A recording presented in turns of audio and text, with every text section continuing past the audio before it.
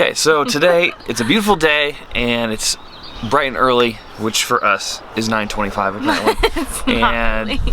We're going to... This is the time I wanted to be back from Lowe's, and that's how projects go around here. It's so annoying. We're gonna go to Lowe's, get the supplies we need for some floating shelves in the living room and try to dress it up a little bit. But we'll talk you through a little bit about what we're gonna do and then some of the issues that we've got going into it because of the space. Alright, so basically we feel very limited in the space because what we want to do in here long term is not what's in here right now. We want to do the floating shelves kind of above these cabinets. I think we want to do 2 on each side so that they would be 2 high and make them kind of in line with the TV, which eventually we're going to change out, but right now that's what we have. What makes it difficult is the length that we want to make these, because as of right now there's a little gap on either side of these cabinets, and we're trying to decide whether or not we want the floating shelves to be as long as the little cabinets there, or if it should go all the way to the wall. And if it goes all the way to the wall, it might look a little weird for now, but the goal eventually is to take down this wall. And so we're trying to be strategic about how we do this room. So Chelsea's already painted it, but we want to get rid of this wall eventually so that it leads right into the kitchen here. And that way we'll be able to see the kids too, and it'll all be one space. But for now, we think just making the floating shelves go all the way to the wall will still look okay. And we'll just have to do a little dressing it up. The kids are always crazy when we try to do this stuff, but hopefully me being home today will give Chelsea a little bit of relief and we'll be able to get this knocked out in no time. So we're gonna head to Lowe's and try to get the whole process started. All right, so first off, I wanted to start with the inside of the shelf, the bones, the support that's going to be holding up the framing and mounting it to the wall. So I had to measure out the length that I wanted for the shelf to be and then make those cuts. Next, I took that cut and went inside to where I was gonna hang the shelf and got my stud finder. It's a pretty standard one, you can find them all over the place, but I'll link one below if you're interested. Using this to find where the studs were behind the wall, I marked my board so I would know exactly where to mount the shelf in order to have maximum support.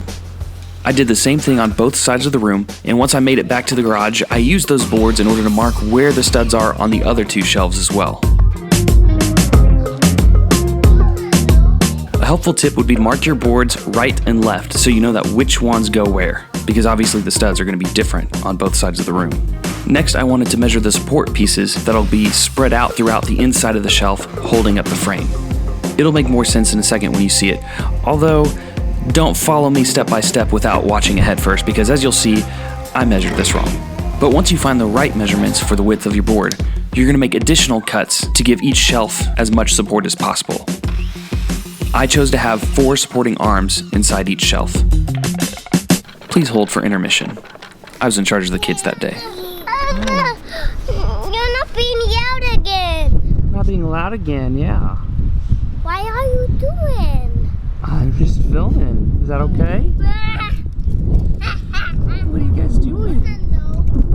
Aw, so cute.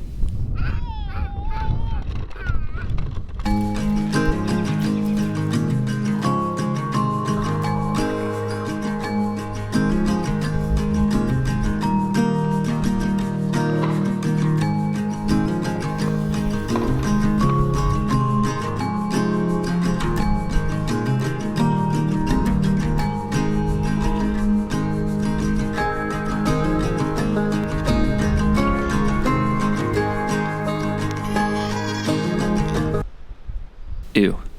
Gross.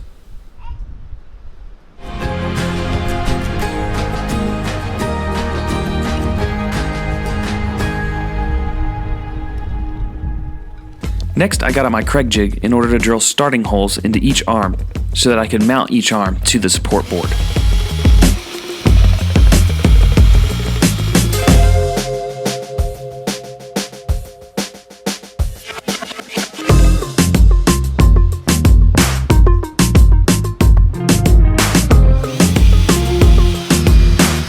You want to make sure and be careful not to drill these arms into the support board where the studs are going to be, because you're going to need that spot open for later, as you'll see here by the mark that I made earlier when I found the studs.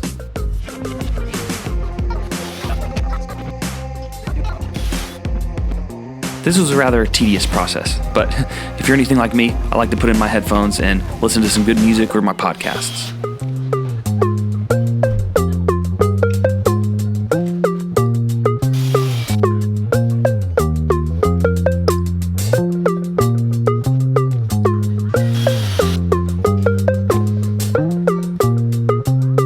And there you have it. The whole support piece with the 4 arms that'll support the framing of the shelf. All measured at the perfect lengths. Almost. Alright, so I realized I made a mistake earlier, and leave it to me to make this kind of mistake, because I do this at literally every project. And so, when I was measuring these right here for the width of the shelf to sit on, what I did not account for was the width of the actual other 2x2 right here. And so instead of just getting this length, I should have also gotten that plus this, so that when I put the shelf on and it's attached to the wall, this board should come to here.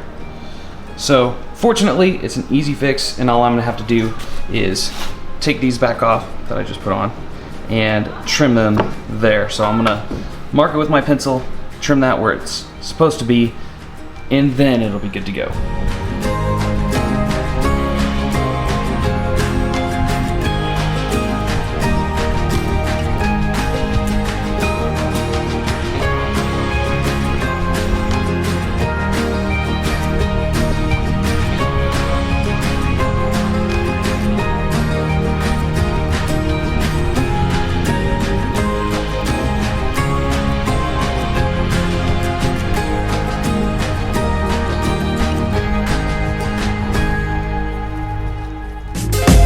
Anyway, back to the task at hand. Next, I had to cut the boards down to the framing size for each shelf. Then I had to attach each of the now correctly measured arms into the remaining support boards.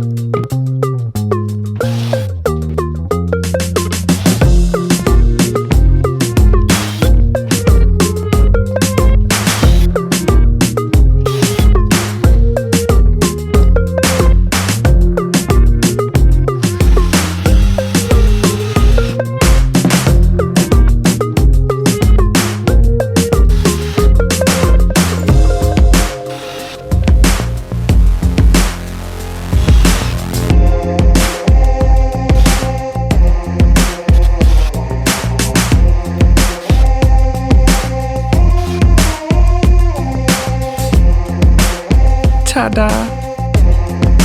Now for the front piece. I put it all together so that I would know how wide that piece needed to be, and then put down a piece of wood and marked it so I would know where I needed to make the cuts for that front piece.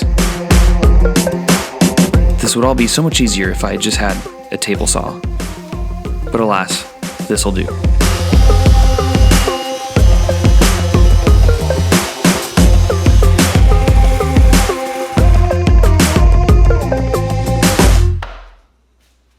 So the other day I used this to do the straight cut, which you just saw. But I have since, it's a couple days later, I've since ordered this little piece right here. And it was like, I think 15 bucks on Amazon. This goes to Ryobi, which someday I'll probably get a Ryobi handsaw or circular saw. But the screw that came with it doesn't fit this because it's not Ryobi. But I just found a different screw to make it work, which is why it sticks out so far. But it gets the job done. And this is, it's got a ruler so you can measure out how long your cut needs to be. And then this goes right against the wood like that. And it cut my thing in like literally half the time. and I didn't have to worry about it, and look how smooth that is. Oh my gosh. So do we not need a table saw anymore? I don't think we do. Well, at least for projects like this. Yeah, because we just do smaller projects. That's like perfect. This. It's literally a perfect cut, and it matches perfectly onto my front board for the shelf. So I'll put a link for that below.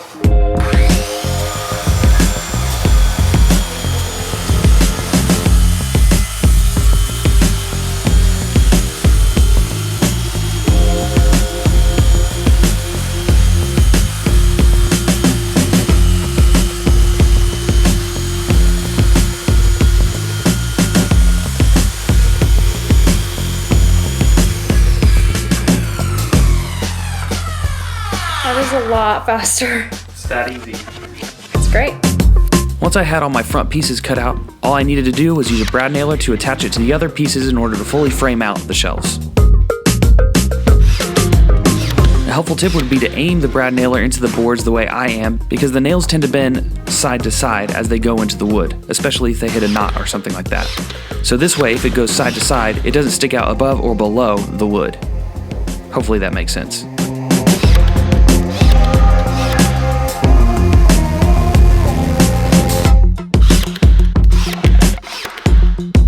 Then I took the insides, the support board and the arms, and took them inside to where I was going to hang them. I pre-drilled the holes into the support boards so that the wood wouldn't split as I put the screws through them. Then I went ahead and put each screw into place so that as I was hanging it on the wall, all I needed was to hold it in place while I drilled it in the rest of the way.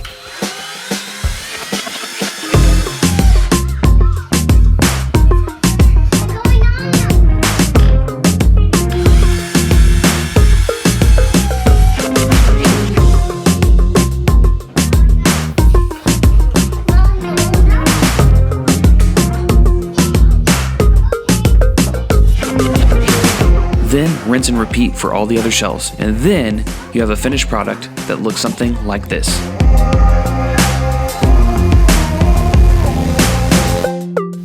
Now, as you'll see here, we haven't stained the shelves yet, but we're planning on doing a matching stain that we did for our fireplace mantle that you can check out in this video, also linked in the description. But for now, you'll just have to imagine it with the naturally colored wood.